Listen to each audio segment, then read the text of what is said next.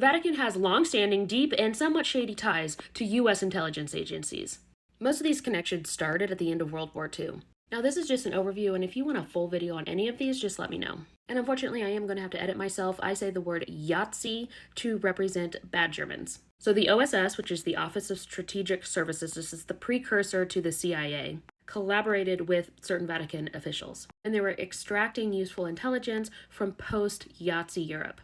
And the Vatican rat lines, which are basically tunnels, helped Yahtzees and other bad people flee to South America. This overlapped with Operation Paperclip, where U.S. intelligence was basically doing the same thing by smuggling Yahtzee scientists into America.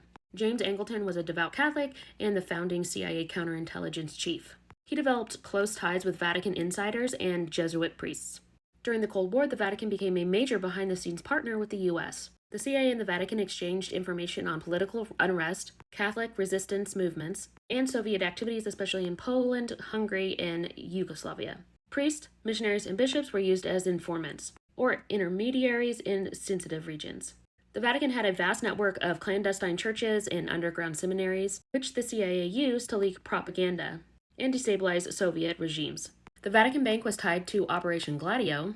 They have been tied to money laundering used to fund Gladio operatives, and this was especially in Italy in the 70s and 80s. This directly coincides with the Vatican banking scandal and the strange passing of Pope John Paul I. And I definitely have a Pope John Paul I video coming soon, and possibly a bank scandal one too.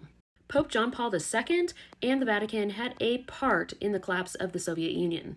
There's evidence that the CIA funneled millions in covert aid through Vatican-linked charities to dismantle communist power in Eastern Europe. And that one sounds pretty positive, but this next one isn't. Some researchers believe that the Vatican was aware of, or maybe even adjacently connected to, the CIA's mind control programs. Many early MKUltra tests were ran in Catholic-run orphanages, hospitals, and psychiatric wards.